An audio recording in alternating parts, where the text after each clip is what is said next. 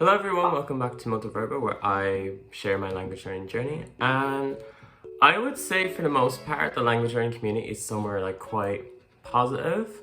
By contrast, I'm not. I was on Twitter the other day, and basically if you don't follow me on Twitter, like why aren't you following me on Twitter? It's at multaverba. Why? And I just like tweeted out to my 2 followers. One, two. So I tweeted out, what's a language video topic that you'd love to see but can't find anywhere? And someone responded, I'm gonna put like the tweet like up here, signs of a toxic language partner, which I feel like this would be a really interesting topic to cover because like, as I said, language learning community is generally like a positive space overall, but sometimes positivity is not necessarily realistic, says me,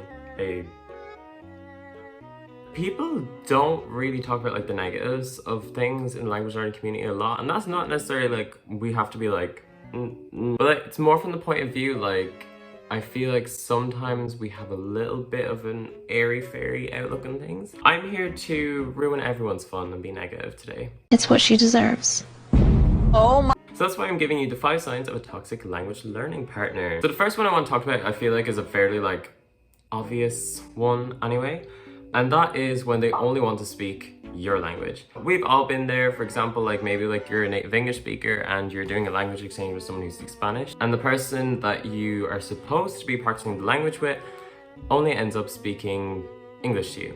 If it like gets to this point, generally the thing about it is that like it's only becoming like a one relationship, and that's not like how like language exchange is supposed to work. Like language exchange is supposed to benefit like both parties. Yeah. Language partners in general are not there to just like use you, but are instead there to encourage you and also like help you like progress in your target language. And also like same goes, for example, if you're someone's language partner, you're also there to encourage them and to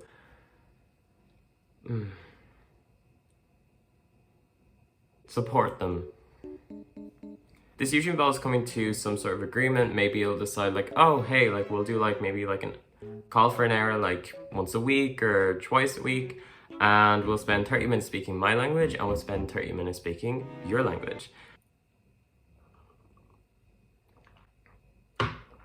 It is so unbelievably warm. The heat coming off of that rap. The heat coming off of that rap. So the second thing I put down, like I don't necessarily know if like many people have had like that much experience with this, but is basically people who like lie about their language learning ability. And this has happened to me like quite a bit. I've noticed that, for example, like when I was like learning Spanish and I was looking for like exchange partners and that kind of thing, there was a lot of people who spoke Portuguese who would claim to speak Spanish. Maybe at that time, like I maybe had like an intermediate kind of level in Spanish, and I knew better Spanish than them. Putting you at a disadvantage is you're going to like pick up bad habits and mistakes from these people because they don't like speak to the language to the level that they're claiming to speak it. And on top of that, like it's just dishonest. You're just like lying to the person. You are just deceiving someone for what? Like why are you doing this? You did this for what? Why not? Why? Why not? Why though? The third sign of a toxic language learning partner is someone who hones in on your mistakes. This is so wrong. Now, I'm not gonna say that your language learning partner, like if they tell you to use like the verb like estar instead of ser, or like they're a terrible person, you need to like cut them off and like murder an entire family. No, not at all. I might have implied it, but no. The thing about like correction like in a language exchange is like that's really what's going to help you to learn. If you're constantly using the wrong verb form or the wrong word for something, like your language learning like partner will hopefully rectify that and like help you to find maybe an alternative word or like how to phrase something better, or maybe like help you a bit of the grammar. However, where this like can lead into toxic behavior is where they hone in on the different mistakes you make. And I've had like some personal experiences with this where people have like either been very patronizing with like the level of my language, or outright just like mocked or just like laughed at mistakes that I've made. That's not to say like, oh, like you can't like laugh about like a mistake that somebody makes in the language, or like it can't be funny if someone like mixes up a word or something. For example, I remember I was helping someone like with Irish one time, and they confused the words arach and éirech. So they were talking about like the weathers and the seasons, and basically instead of saying the word for spring, they used a word for a gay person. Oh, what you said? Queen. Which at first when I heard it, I was like, however, when I brought this up to like the person that I was helping, they found it pretty funny and we laughed a bit, and that's fine. However, I've had like personal experiences where like I've maybe like mispronounced a word. It didn't even become a joke, it just came into, oh, you're dumb. Obviously humor is subjective, there might be a little bit of miscommunication, but in general, don't be mean. So number 4, I might get like a little bit, I might get just a little bit fired up about this one because this one is a personal nuisance for me. And that is when they constantly try to one-up you.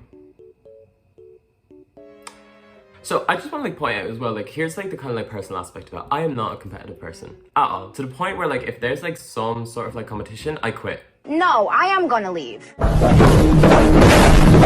Like I'm out the door. I feel like some people don't realize that like language learning is not a competition. I know, shocking. I quite frankly don't care if you speak X language better than me. Because at the end of the day, it doesn't really affect me how good you speak a language. I also don't even care that much like if you're able to like learn X language faster than me. Because at the end of the day, I have my own methods which I like and which work for me. The whole like vibe that these like language like learning exchange partners just like give is just like alpha male giga chad, like that kind of energy, but like language learning. But you see, but language learners aren't really like giga chads. I mean, my name is Language Simp, and I am a hyper polyglot alpha male giga chad. I digress. The 5th and final one, which is unfortunately quite a common problem, and it's like something that I've heard from like so many friends. It's happened to me. It's like, oof. And that is the idea of unwanted advances. Now, am I saying that, for example, relationships or some kind of romance like between language learning exchange partners can't, doesn't, or shouldn't happen?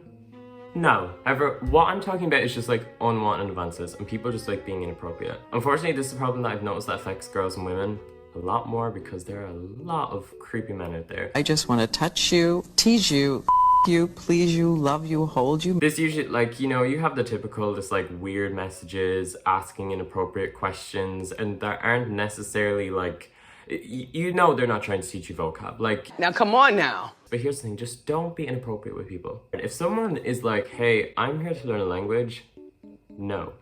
That means just leave them alone. Be cordial, please, and appropriate. Keep your clothes on, pretty much. That's pretty much what I'm saying. So I know this video is a little bit shorter than what I usually post on my channel, but I think it was really fun to just like have like a video suggested to me for once. I might do this again where I might just like tweet out, or even if you have like a video suggestion, be sure to let me know in the comments below. And yeah, that's it. Bye.